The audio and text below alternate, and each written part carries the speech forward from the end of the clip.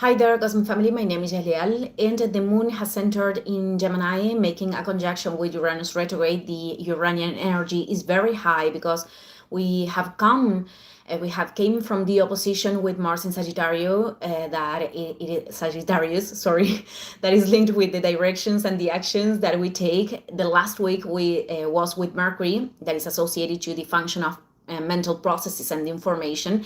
Mars and Mercury has been in conjunction since Scorpio, and right now in Sagittarius they are close. They are going to repeat the union, in fact, with Mercury being retrograde. Therefore, we are going to have a revision of decisions and paths. And beyond this, with Uranus very active because tomorrow is coming back to Taurus, this is about incorporating new information. I am not referring to the knowledge itself, it could be, but this is more about a different perception in order to move forward in our path. But we are going to talk about Uranus tomorrow, probably.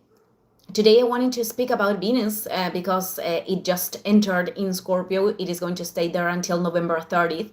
And it is having a tense conversation with Pluto in Aquarius. So we have to begin that Venus in here is in detriment. I see, the thing with the planetary dignities many times as an ancient thing, because in the sense that the expression of every planetary function has to do with the level of self-knowledge and consciousness that we could have at the time that we are expressing them. And even when they are proposing, certain point of challenges, I think that could be an impulse to illuminate those aspects and to be able to channel them in more elevated ways. Many times when they are flowing easily in certain natal charts in their positions or aspects, people are not putting the effort to put in some way, or they are not very willing to develop the potential that naturally those aspects have. But well, Scorpio is land of Mars, and it was the previous regent, sorry, and right now is Pluto too. So Venus is the symbol of desire, the relationships, the ways that we are relating with ourselves, the value, and here acquires this great intensity. And many people could channel that intensity in obsession and attachment, which are the shadows of Pluto and Scorpio.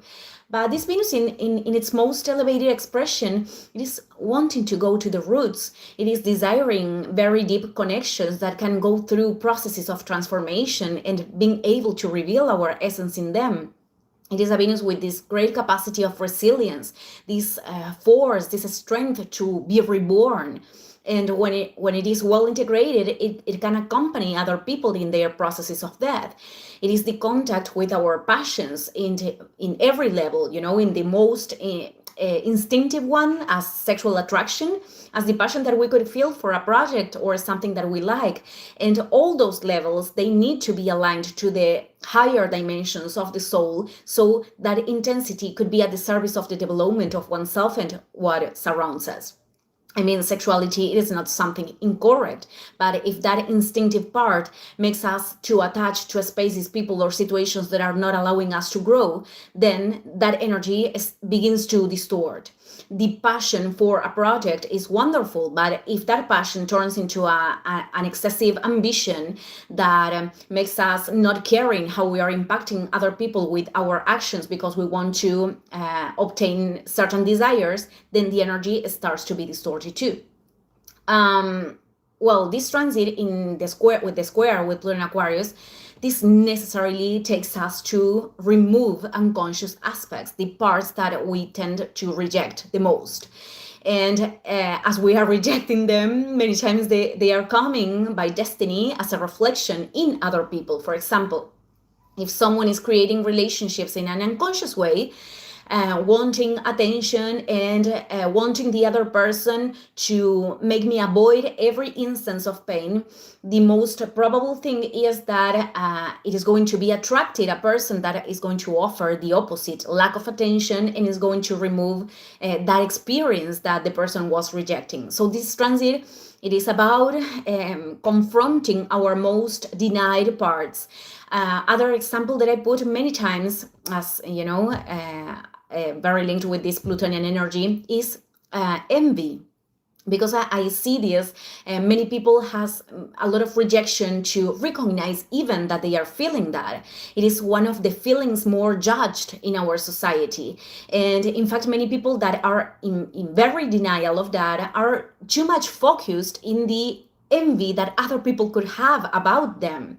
So if your energy and time and your focus is put in how other people are desiring what you have, it is because in a certain way that is feeding your ego, or you wouldn't be giving energy to that, or you wouldn't be surrounded by people that are not feeling well with your growth. But coming back to the feeling of envy, if we can give a space to that, so we can transform, this speaks of a great discomfort in with our own lives, with changes that we want to do but many times are projected in what other people are doing or achieving. And if there is no will to look at it, we are going to sustain that feeling that is going to be very, very draining, and the person it is not going to be able to face that part of himself or herself that really wants to inhabit his or her life in a different way. This is the reason why judging excessively many times pushes us away of recognizing certain things that we don't like about ourselves and turning them into light. So this square could also expose manipulatory actions. Many people are very identified with, the part of good people. And we have to be willing to get our feet wet in the swamps of Scorpio, of ourselves and in relationships. And well, many times people could manipulate other person because they are not acting or operating according to their expectations. And this is not happening because we are bad people. This happens because there are people that are very aware of what they're doing, but for the ones that have capacity of feel compassion and love, they are going to do this because they acquire this kind of acts as a conditioning, and because those people aren't finding a better way of facing circumstances. So there are many ways of creating manipulation. There are people that could be always with illnesses, always sad, or in a states of victimization to attract and receive attention of other people and forcing them to feel empathy with their emotional states. There are people that could give attention in an inconsistent way to keep others in a circuit of dependency, like giving too much or retiring the attention to generate a specific reaction, So other people could do this in a more direct way, like provoking or telling words that could be hurting, that could hurt the other person, because Venus in Scorpios, every Venus in water, is very intuitive and has a special intuition to see the shadows of others. But the thing is that in both cases, if we are the ones that we are manipulating, or the external manipulation is operating, this means that it's generating something inside. It is because is removing a part that was unconscious, and that is our responsibility to transmute. Then the dynamics that others are establishing are their responsibility. So these manipulations also happen because in many cases people are not opening their hearts to communicate what they are feeling, because exposing that is a feeling very vulnerable, and because many times going to the roots of a conflict could lead us to having to allow the death of an aspect that there is resistance to let go of, or letting go of a relationship, a circumstance.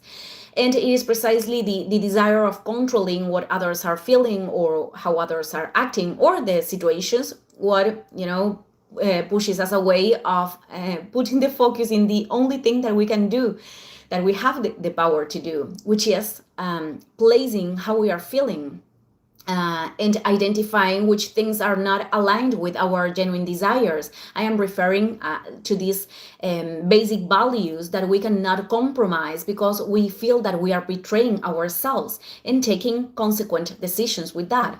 So at last, this square could also be felt as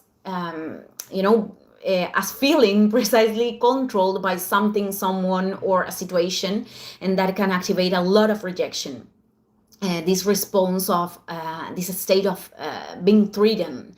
So many of those situations could also imply a decision of letting go of something, that could create resistance to let go of, or retiring the energy, the focus to not demand our inner freedom to anyone. And there are cases that could be really challenging, as experimenting harassment by other person. I experienced that. This is a very Plutonian example, because that kind of people generally are fed by the fear, the intimidation, or the control that they believe they have over the other person. And we have to remind that the energetical level, it is very, very important in the plane of the matter. It is not only what we do, it is also about our emotions and thoughts. They take form. So each case is going to be different, but in the situations that are facing us, that are confronting us with a threat, and that are awakening states of survival and control, not necessarily with other people, could be our own patterns. They're activating fears, situations that reflect the fear of losing something. They all propose us a revelation of light, and to center ourselves, to focus ourselves in the things that are among our power to do, to extract that light, and to transcend to a new form of reality. Okay, sorry for my English today. Thank you, everyone. See you in the next video. Ciao, ciao.